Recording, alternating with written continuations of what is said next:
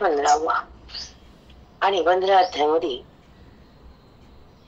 ज्ञानोबारायानं प्रत्येक युवत बुद्धीला आत्मस्थिती प्रदान केली आणि मन तृप्त केलं, माऊलींना केलं. जे तृप्त नव्हतं, संतप्त होतं मन, जे अज्ञानात होतं आणि जगतात होतं, जे खोट्यात होतं आणि मोहात होतं, त्रस्त म्हणतात त्याला. ते त्रस्त मन, सुस्त मन, बेधुंद मन, त्याला आनंदी केलं, आनंद रूपता दिली ती माऊलीनं. संसार पक्षाचं निरूपण करताना भगवंतानं त्या जीवाला आपल्या मूळ पदावर आणलं, देहभावाला बंद केलं, जगताचं रूप दाखवून दिलं, अध्यात्म हातात दिलं, बुद्धीचं सार्थक केलं, आत्मत्वाचं भान आणून दिलं. हे माऊलीचं ज्ञान हृदयात आलं, मन राम झालं, मन राम झालं.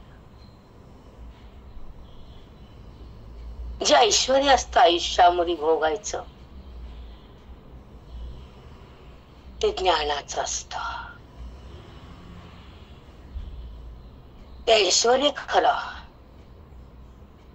त्याला सुख म्हणतात. वेदांतात त्याला आत्मा म्हणतात, गीतेत परमात्मा म्हणतात, हृदयामध्ये कुटस्थ म्हणतात आणि व्यापकामध्ये सामान्य चैतन्य म्हणतात. त्याची जी सत्ता त्याला परम सत्ता म्हणतात, त्याची ओळख त्याला सत्संग म्हणतात, त्याची प्रतीती त्याला मोक्ष म्हणतात, त्याचा अनुभव त्याला प्रत्यक्ष सुख म्हणतात, अपरोक्ष ज्ञानाची स्थिती म्हणतात. त्या अनुभवात मन येतं तर प्रत्यक्ष अनुभव प्रत्यक्ष होतो, परमात्मा प्रत्यक्ष होतो, देह प्रत्यक्षता जाते. कशी जाते काय नाही बघू, विचार सागर सुरू करूया आता. त्यामध्ये कळू तुम्हाला अप्रत्यक्ष आणि प्रत्यक्ष ज्ञान हे तो विषय आहे. पण प्रत्यक्ष परमात्मा असून आपण जगत प्रत्यक्ष केले हे ब्रह्माचं लक्षण बुद्धीनं आपल्याकडे घेतलं. पण ज्ञानोबारायानं परमात्माच प्रत्यक्ष आहे हे ठासून सांगितलं. ओहीमध्ये ते सुख मांडून दाखवलं आणि बुद्धीनं ते हृदयात खेचलं. तेव्हा त्या जीवाला महात्मा पद भेटलं. महान झाले हृदय, बुद्धी व्यापक झाली, स्वरूप प्रगट झालं, अज्ञान निवृत्त केलं आणि मनाला ईश्वराचं सानिध्य प्राप्त झालं, जे की कधीच नव्हतं. मन देहाच्या सानिध्यात होत आणि बुद्धी विकारात होती आणि आयुष्य अज्ञानात होत, चित्त व्याकुळ होत, दुःख पदरात होत आणि आत्मसुख बंद होत. त्याचं ना बंधन.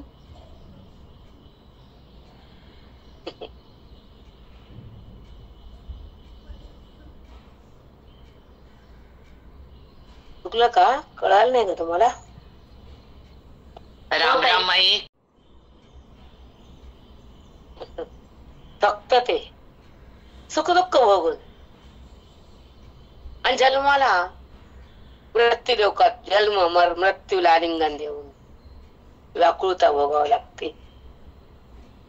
म्हणून तर धर्माला सांभाळावं लागतं. भगवंत धर्माला धावून आले, अधर्माला नाही. कृष्ण परमात्माना धर्माचा नाश केला, धर्माचा नाही.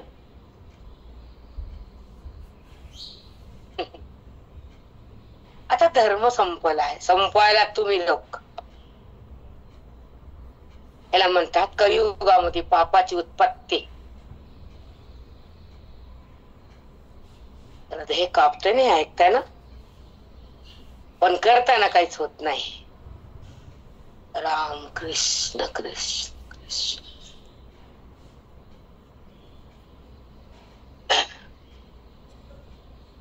कली जेव्हा थैमान घालतो तर घराघरात पाप वाढत. आणि जेव्हा प्रलय ओढवला जातो ते आपल्या संस्कारानं,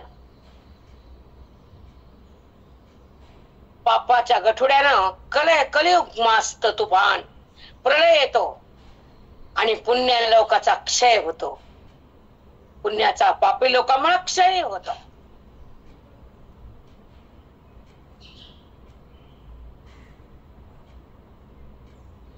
जगताचा विलय करावा लागतो परमात्म्याला. म्हणून तो प्रगट होतो, अधर्माचा नाश करतो आणि धर्माचं रक्षण करून पांडवाच्या कुळात येतो, कौरवाच्या नाही.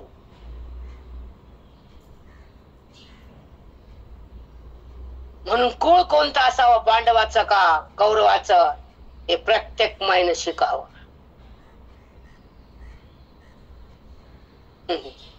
धर्माला जपावं, संस्काराला वाढवावं आणि आयुष्य सफल करावं, कुलाचं रक्षण करावं, धर्माची उन्नती करावी. पण हे फक्त आता ऐकण्यात राहील इथून पुढं, कारण पाप आहे घराघरात.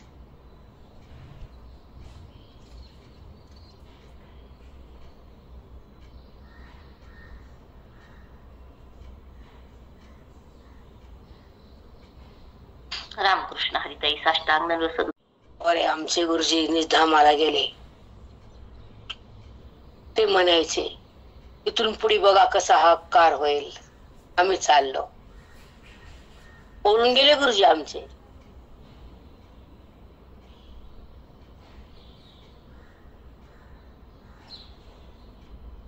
असंच खरंच कशाला कलियुग म्हणा आणि कशाला पाप म्हणा, कशाला अधर्म म्हणा, कशाला अज्ञान म्हणा, हे संताकडे शिका. संसारात नाही, संसारात फक्त मोह, परमार्थात फक्त सुख आणि संतापाशी फक्त प्रत्यक्ष ते स्वरूप.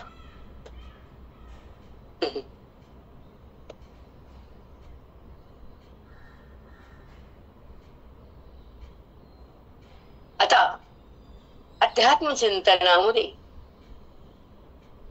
आणि जगताच्या दिसण्यामध्ये काय डिफरन्स आहे वगैरे बघू पुन्हा. पण एक वाईट वाटतं, त्या धर्माला आमंत्रण देऊ नका.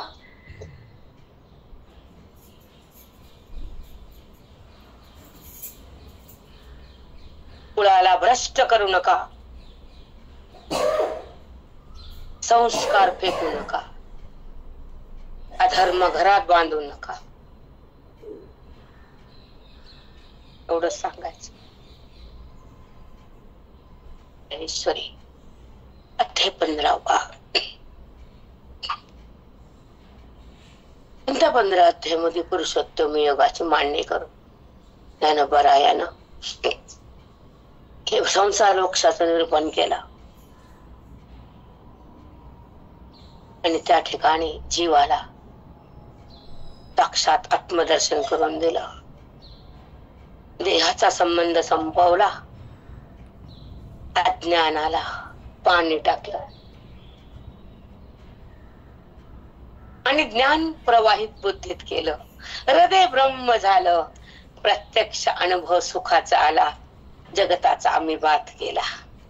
वेदांत शास्त्र म्हणतात याला जीवन मुक्ती फल, या वृक्षाला संसार वृक्षाला. चला पण आता चिंतन घेऊ. फक्त वाईट वाटतं की अधर्म वाढायला आहे आणि संस्कार संपायलेत. पुण्याचा काळ संपत आला, लक्षात ठेवा. आणि घराघरात पाप शिजायलंय. इथून पुढे हेच होणार आहे. पण हे आता ऐकायला नको वाटतं आणि बघायला पण नको. आणि अजून एक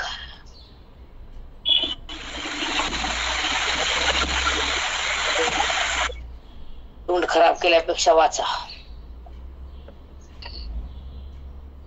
सांगा ताई, बंद झालं सांगा की.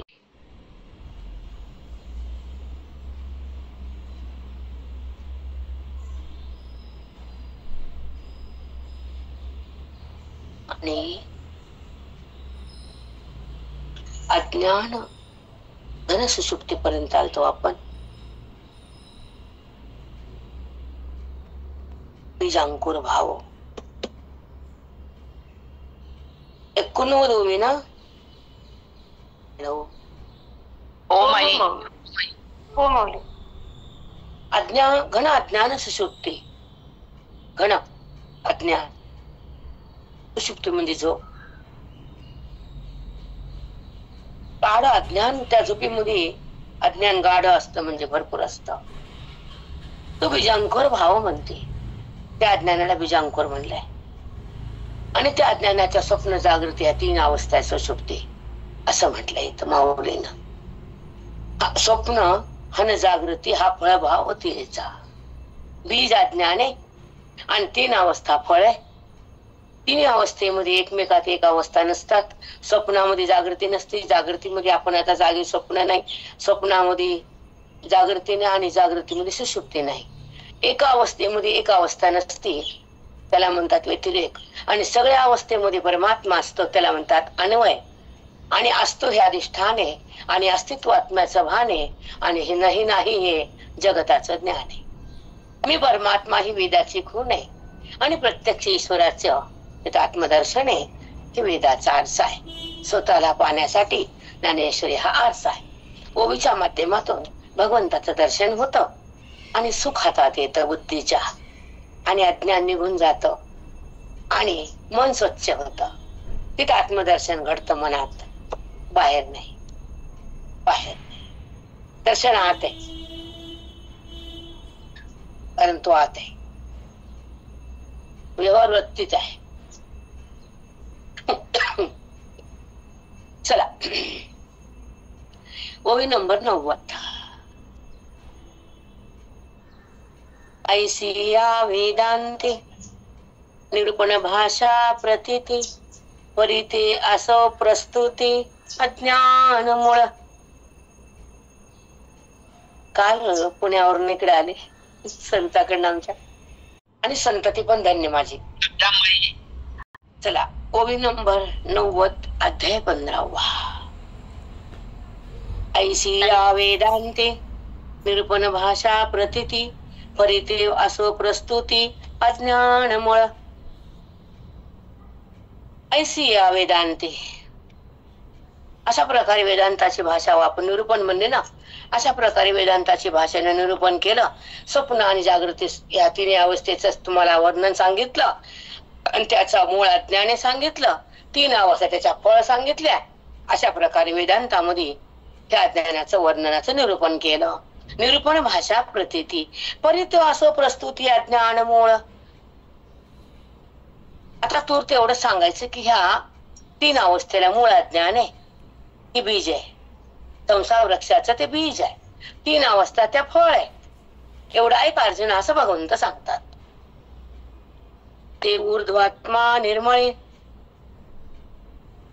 ते ऊर्ध्वात्मा निर्मळे अधर्धो सुचिती मुळी बळिया बांधोणी आळे माया योगाचे. बळिया बांधोणी आळे माया योगाचे. जसं झाडाला आळ असताना मध्ये पाणी थांबतं, तसं हे आळ मायेच आहे. कसं आहे कुणाला बघूया. ते ऊर्ध्वात्मा निर्मळे, ते ऊर्ध्व म्हणजे वरी आहे आणि ते निर्मळ आत्मस्वरूप आहे. ते वृक्षाचं, संसार वृक्षाचं एक स्वरूप आहे, ते वरी आहे. ते ऊर्ध्व आत्मा निर्मळे, ते काय स्वरूप आहे? ऊर्ध्व वरी. निर्मळे ते आत्मस्वरूप आहे आणि ती वरी आहे. अधर सुचिती मुळे, अधर काही काळ्या फांद्या खाली तर काही वरी. अधर म्हणजे खाली. अधर ध्व सुचिती मुळे, त्याची मुळे खाली पण आहेत. बळिया बांधोणी आळे माया योगांचे. खाली असलेल्या त्या संसार वृक्षाच्या मुळानं त्या काय केलं? आळ तयार केलं ऐका, खूप मस्त आहे. बळीया बांधोणी आळे माया योगाचे. बघा, त्या संसार वृक्षाच्या मुळापाशी त्या खालच्या फांदीनं बळकट आळ केलं. अध आणि ऊर्ध्व. ऊर्ध्व हे मूळ ब्रह्म आहे, अर्ध्व हे मूळ आहे, आणि त्यामुळे त्या संसार वृक्षाला आळ केलंय. ते माया योगाचे. समजलं? हो माई. ते मग आधली देहांतरे, आधली देहांतरे उठती जे अपारे, ते चोपासी घेऊनी आगारे खोलावती. मग ते संसार वृक्षाचं निरूपण करताना माऊली भगवंत म्हणतात की आधली देहांतरे, त्या संसार वृक्षाला नाना प्रकारच्या देहाची उत्पत्ती तयार होती. 4 योनीच्या मार्गातून हे जगत उत्पन्न होतं. म्हणून त्यांना सांगितलं मग आधली देहांतरे.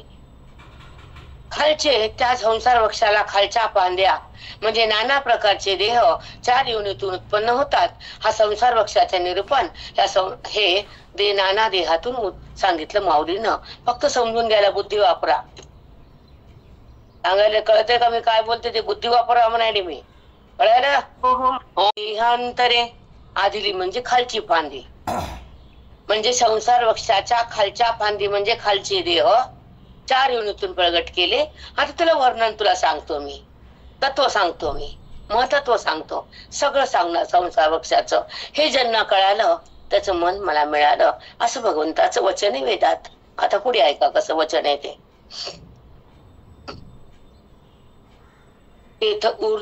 तेथ आधली देहांतरे उठती जे अपारे.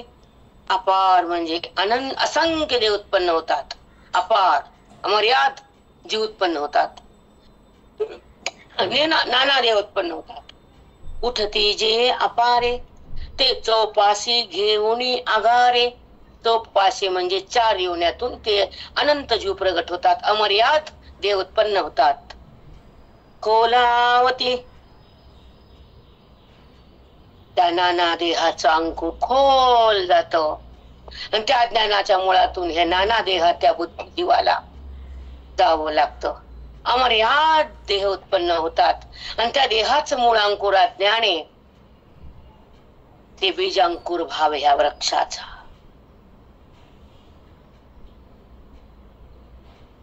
समन्वय. करंट लागतं, करंट. आम्हाला तुम्हाला काय लागतं तुम्हालाच माहिती आहे.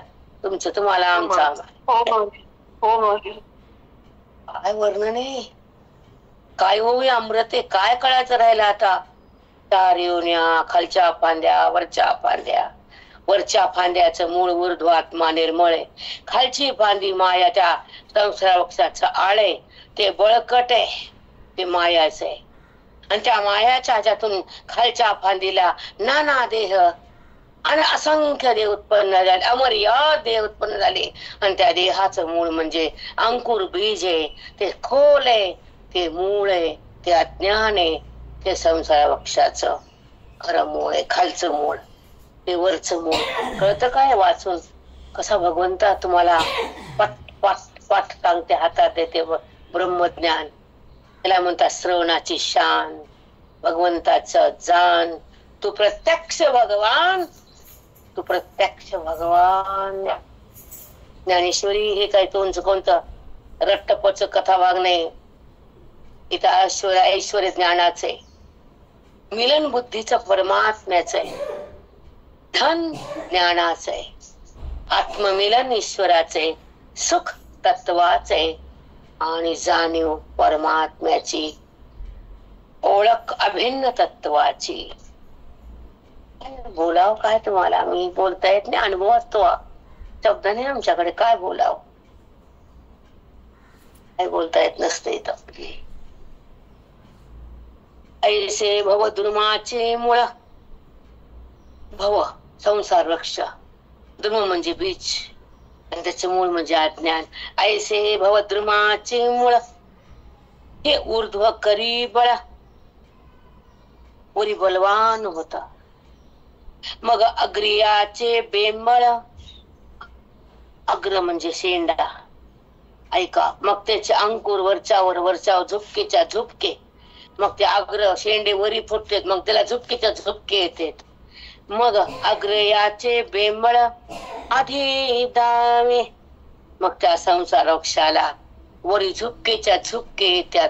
त्या नाना देहाचे खाली बी झुपके वरी बी झुपके.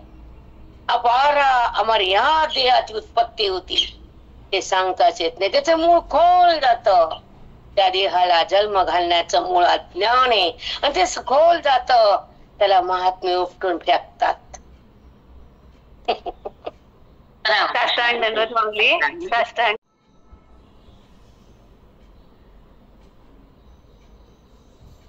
राम राम माई.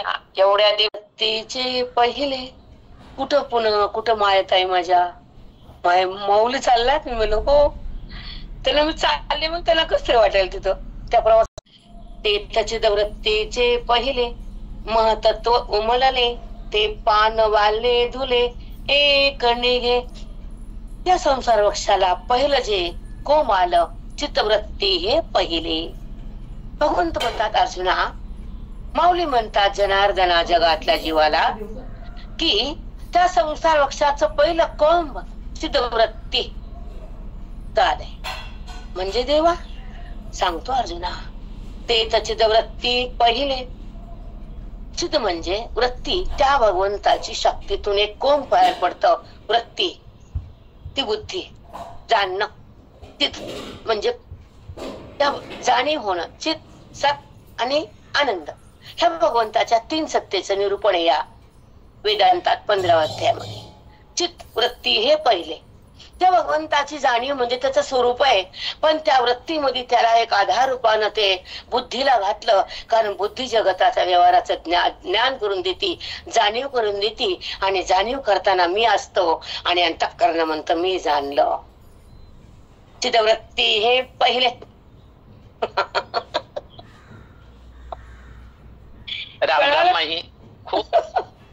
ती चित्तवृत्तीचा फांटा आहे आणि चित्तवृत्तीत म्हणजे मी आहे आणि ती बुद्धीला आहे. बुद्धीचं कोंब आलं आणि फांटे वाढत गेले आणि त्या फांट्यानं, त्या बुद्धीच्या साह्यानं त्या देहाला, त्या अंतःकरणाला व्यवहार करायची, जाणण्याची शक्ती आली.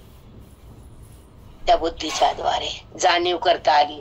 आणि ती बुद्धी म्हणजे चित्तत्व आणि चित म्हणजे चित्रूप भगवंताचं पहिलं. सत चित आनंद. सत पहिलं, चित दुसरं, आनंद तिसरं. आता पुढचं कसे बघू.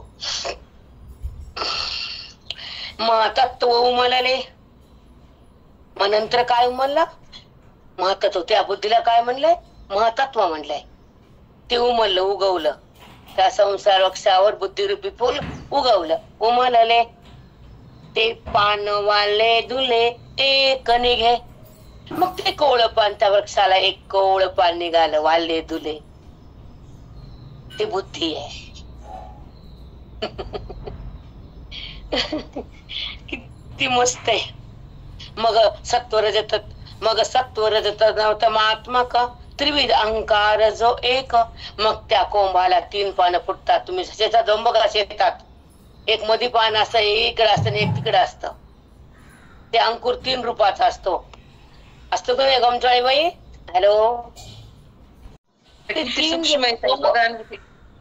सूक्ष्म आहे ना. संसार वृक्ष रोपाला 3 अंकुर फुटतात पान. तर ते रज, सत्व, रज, तम हे 3 अंकुराचं पहिलं पान फुटतं आणि तिथून वृक्ष पुन्हा फोपा होतो, पुन्हा फांद्या फुटतात, वृक्ष वाढतो आणि वरी वाढतो आणि खाली वाढतो. पण बुद्धी तत्व पहिलं आणि त्याच्यातून 3 कोम निघतात, सत्व, रज, तम. आणि झाडाला पण 3च पानं असतात. तुम्ही बघा, तुम्ही शेतात बघा जाऊन, पहिल्यांदा झाड उगवताना 3 पान असतात. इकडे एक, इकडे एक आणि मध्ये एक असतात की नाही? आता ऐका,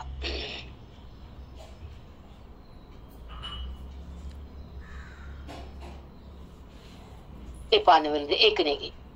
मग सत्वरजतमात्मक त्रिविध अहंकार जो एक. मग त्या सत्व रज तम ह्या 3 गुणाची उत्पत्ती होती आणि त्या गुणामुळे बुद्धीला अहंकाराचा तिथं कोंब निघतो आणि त्या गुणाचा व्यवहार मन आपल्या अंगावर घेत आणि अहंकार मजबूत होतो. गुणाचं कार्य असतं पण बुद्धी म्हणती मी केलं.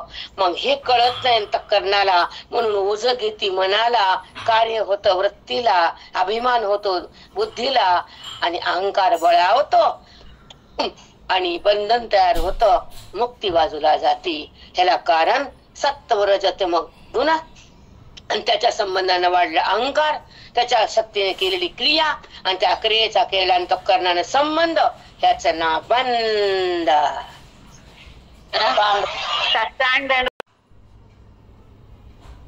लागली का प्रेरणा होवी लागली? आता ऐका पुढचं.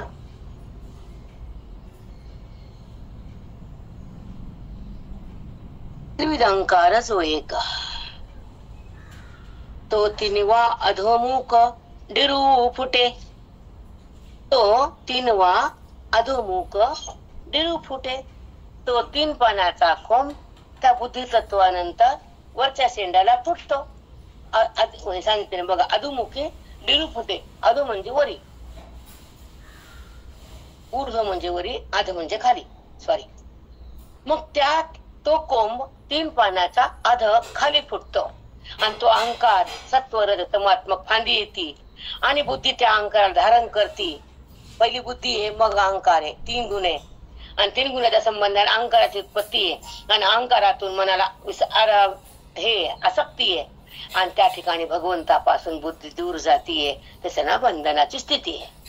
हे वाक्य लिहून ठेवत जा बेटा, खूपच सुंदर आहे.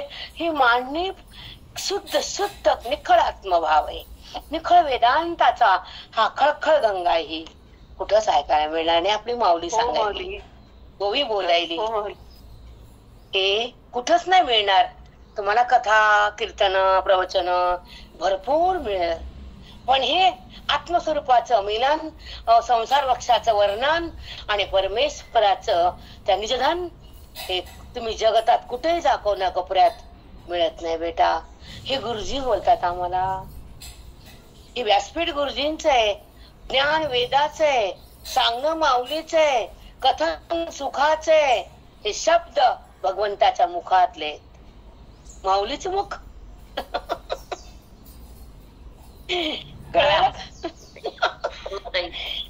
तो बुद्धीची घेऊनी आघाडी. मग तो जो उत्पन्न झालेला गुणाच्या माध्यमातून अहंकार, तो अहंकार त्या बुद्धीमध्ये स्थापन होतो त्या संसार वृक्षाच्या. मग बुद्धीची घेऊनी आघाडी. आघाडी म्हणजे फांटा. अंतःकरणाला निघाला बुद्धीचा फांटा. आहे की नाही? वृत्ती म्हणजे फांटा. चुकलं का? सांगा. नाही, बरोबर. मग तो बुद्धीची घेऊनी आघाडी. तो अहंकार बुद्धिरूपी शाखेमध्ये स्थापन होतो, तिथं राहतो, त्याला जागा भेटते. तुम्ही बोलतात ये मी देह, आला तो. मी नाही देह, मेला तो. अहंकार मेला. तुका म्हणे देव झाला. अहंकार गेला, इथं म्हणलं मी मेला, कारण अहंकार मरतोच. तुकोबराय म्हणले अहंकार गेला तो देव झाला. इथं अहंकार तुम्ही त्याला बोलविलं, आला, मग मी देह तुमच्या सोबत राहिला.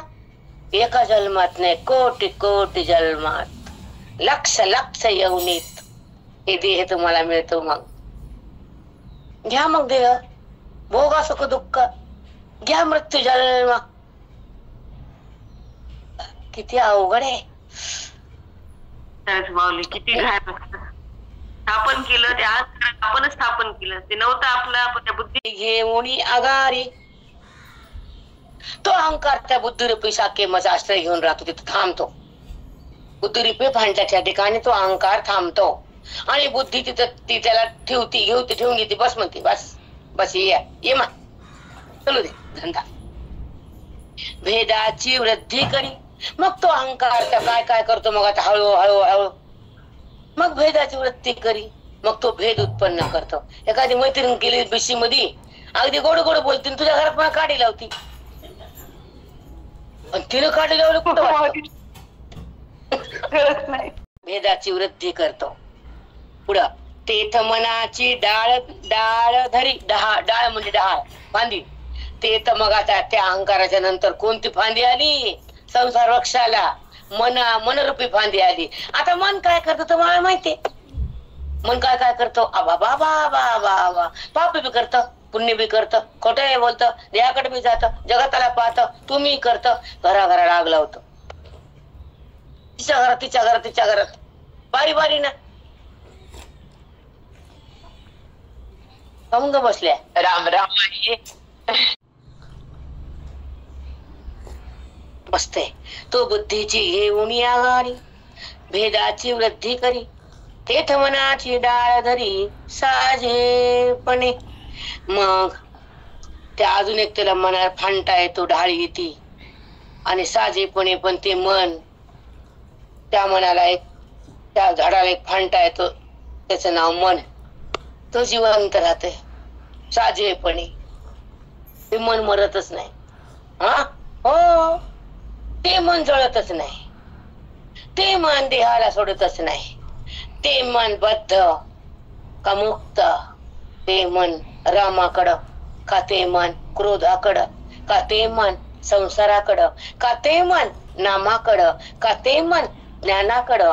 का ते मन वासनेकडं? का ते मन ईश्वराच्या एकतेकडं? ते मनाचं काय सांगू तुम्हाला, लय खराब आहे ते. एका मिनिटात वाटत जात.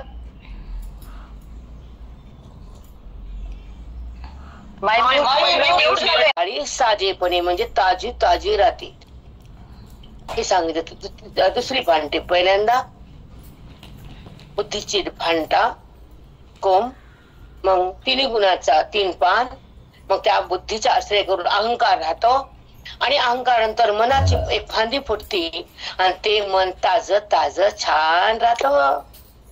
चुकत नाही, ते मरत पण नाही. किती सुंदर सांग. तुमचं बरोबर आहे की आपण पुढे वाचून तसंच गेलो असतो, आपल्याला काहीच कळालं नसतं. मन तसाला तसं खोड राहिलं असतं. त्याला भगवंताची जाणीव झाली नाही, ते मन संपलं नाही, त्या मनातलं अज्ञान कुणी काढलं नाही आणि त्या मनाला रामाकडनं कुणी धाडलं नाही. ते मन देहाला सोडलं नाही आणि त्याने ईश्वराचं ज्ञान बुद्धीला जोडलं नाही. तो या मनाला मी कोण कळालं नाही, त्या मनाचं अज्ञानाचं जाळ गळालं नाही. ते मन भेदातून निघालं नाही, त्या मनाला स्वरूपाची प्राप्ती झाली नाही. ते मन शुद्ध केलं नाही, ते रामामध्ये आलं नाही, ते देहातून निघालं नाही, तिचा विकार संपला नाही, त्याने आकार टाकला नाही, त्याने भगवंताची जाणीव केली नाही, तो शुद्धता त्याला झाली नाही. ते मन रामापाशी थांबलं नाही, ते देहातून निघालं नाही, त्याचं बंधन काढलं नाही, त्याला ब्रह्मविद्या जोडली नाही, त्याला गुरुची संगती मिळाली नाही, त्याला आत्मरस कळाला नाही, त्या मनामध्ये ब्रह्मभाव जागा झाला नाही, त्या मनाचं अज्ञान कुणी तोडून घेतलं नाही, त्या मनाचा क्रोध कधी थांबला नाही आणि ते मनाचा संबंध देहाचा कोणी कापला नाही. मन जगताला पाहत जगत खोटं हे त्या मनाला कोणी दाखवून दिलं नाही आणि मन रामापाशी कधी थांबलं नाही. मन राम झालं नाही म्हणून मन ह्या अध्यायात राम होतच.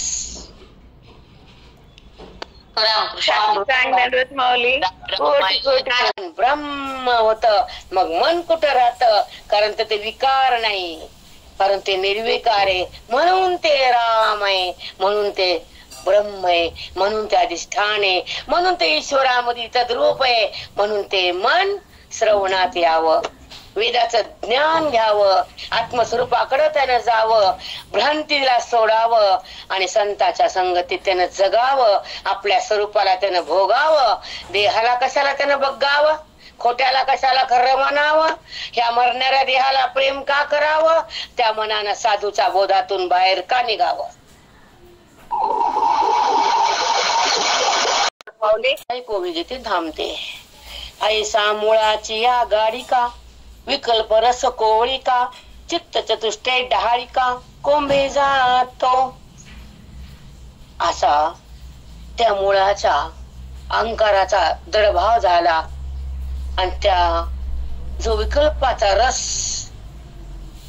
त्या मुळामध्ये ओतल्या गेला. मग चित्त चतुष्टय, त्याच्या 4 फांट्या आल्या त्या झाडाला. चित्त चतुष्टय मन बुद्धी चित्त अहंकार, त्या ढाळ्या फुटल्या कशाला? त्या संसार वृक्षाच्या फांदीला एक फांदी फुटली. चित्त चतुष्टय डहाळिया कोंबे तो. त्या वृक्षाला अजून एक कोंब फुटला. चित्त चतुष्टय रूपी डहाळी फुटली. त्याच्यामध्ये विकल्पाचा रस वतला. मनामध्ये संकल्प आणि विकल्प असतो. त्या विकल्पाचा रस वतल्या गेला आणि त्या रसातून 4 वत्त्या निघाल्या. मनबुद्धी चित्त अहंकार हे 4 फांद्याची एक ढाळी तयार झाली आणि त्या वृक्षाला लोंबायली. ते वृक्ष उलटाय, त्याचं रूप फांदी खाली बी आहे, आध आणि ऊर्ध्व, वरी मी आहे आणि खाली मायेचं जाळ घट्ट आहे. त्या वृक्षाला मायेचं जाळ केलंय आणि त्या वृक्षाला ह्या फांद्या फुटल्यात आणि त्या फांदीमध्ये हा रस विकल्पाचा गेलाय आणि विकल्पातून संशय आलाय. संशयातून भेदाचा फांटा आलाय आणि अभेद भगवंताचा असून तो झाकला गेलाय. हे मायाचं कार्य केले. हा संसार वृक्षाचे निरूपण झाले. त्या बोधानं मत पावन झाले. मन वेदात आले. स्वरूपाची जाणीव झाली. भ्रांती सुटली. अभेदात शक्ती आली. भेदाची वृत्ती गेली. परमात्म्याची प्राप्ती झाली. सुखासंग बुद्धी नाली आणि ती परमात्म्याच्या आत राहिली. तेव्हा मोक्षाची स्थिती तिला प्राप्त झाली. श्लोकाचं भान आलं. ओवीचं ध्यान घेतलं. मन राम झालं. सिद्धांताचं भान आलं. स्वरूपाची जाणीव आली. ही शक्ती हृदयात आली. भक्ती बुद्धीनं घेतली. पांडुरंगाजवळ मन गेलं. ऐक्याचं भान झालं. वेदाची शान आली. अभेदाची खून आली आणि जगताची उणीव झाली. कारण तिथं भ्रांती संपली आणि स्वरूप स्थिती प्रगटली. ही म्हणावं अद्वैताची खरी शक्ती हृदयात प्रगटली आणि प्रगटली. कोटी प्रणाम ताई.